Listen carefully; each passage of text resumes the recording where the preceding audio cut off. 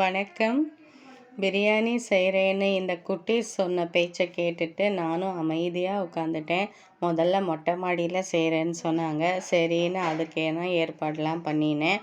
அப்புறம் வெயில் அடிச்சது. சரி இங்கே வந்து செய்யலான்னு ஆரம்பித்தாங்க.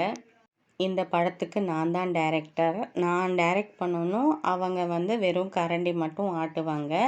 இதில் என்னன்னா கறியில் கை வைக்க மாட்டாங்களாம், வெங்காயம் கட் பண்ண தெரியாதான், இதுங்க பிரியாணி செய்ய போகிறாங்களாம். சரி நானும் இன்றைக்கி நமக்கு வேலை இல்லை, இவங்களே பார்த்துப்பாங்கன்னு நினச்சேன். ஆனால் வாய்ப்பில்லை. எல்லாமே நான் தான் கொஞ்சம் கொஞ்சமாக பண்ணி கொடுத்தேன். இது வந்து வினிகர் கொஞ்சம் போட்டு நீங்கள் ஊற வச்சிங்கன்னா நல்லா சாஃப்டாக இருக்கும், ஜூஸியாக இருக்கும். லெமனும் போட வேண்டாம். இன்னும் என்னென்ன கூத்து இருக்குதுன்னு பொறுமையாக பாருங்கள். என் வீட்டை என்ன பண்ணி வச்சுருக்காங்கன்றதையும் பாருங்கள். எண்ணெய், வெங்காயம், பட்டை, லவங்கம், ஏலக்காய் இதெல்லாம் எண்ணெயில் பொரியணும்னு அவசியம் இல்லை. எல்லாம் ஒன்றா போட்டு நல்லா ஃப்ரை பண்ணலாம். வெங்காயம் ஃப்ரை பண்ண தான் லேட் ஆகும், மற்றதெல்லாம் உடனே போட்டுடலாம்.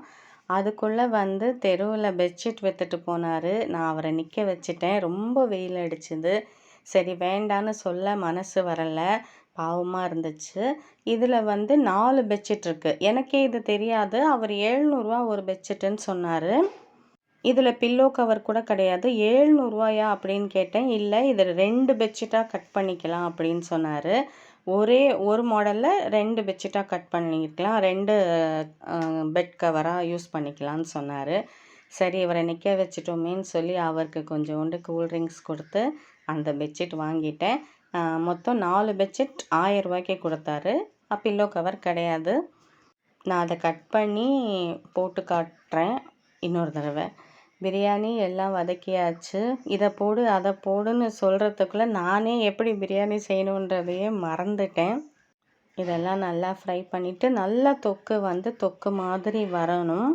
அது வரைக்கும் நம்ம நல்லா ஃப்ரை பண்ணணும். அப்போ தான் அது அந்த ஜூஸியாக இருக்கும். பாருங்கள் வீடு எப்படி பண்ணி வச்சுருக்காங்க பாருங்கள். என் வீட்டை நாஸ்தி பண்ணிட்டாங்க. இதெல்லாம் அப்படியே போட்டுட்டு போயிட்டேன். எப்படி வச்சுருக்காங்க பாருங்கள். அப்புறம் வந்து நான் கொஞ்சம் முந்திரி, பாதாம், அப்புறம் பால் இதை சேர்த்து அரைச்சி பிரியாணியில் மிக்ஸ் பண்ணியிருக்கேன். ரொம்ப டேஸ்ட்டாக இருக்கும், ரொம்ப ரிச்சாக இருக்கும்.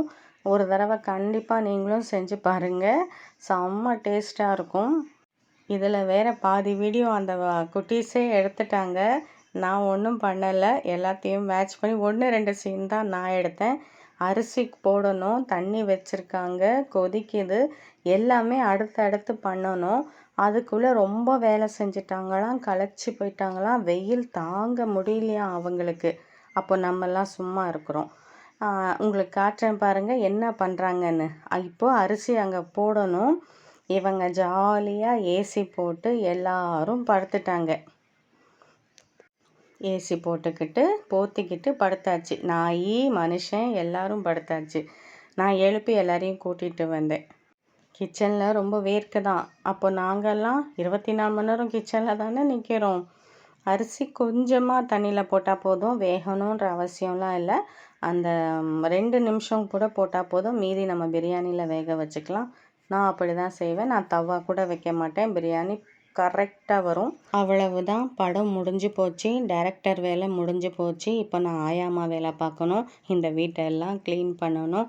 இதில் முட்டை ஃப்ரை வேறு. எங்கள் வீட்டு பிரியாணி சாப்பிட்டுட்டு அவங்க எல்லாம் நல்லா தான் இருக்காங்க. நீங்களும் செஞ்சு சாப்பிடுங்க.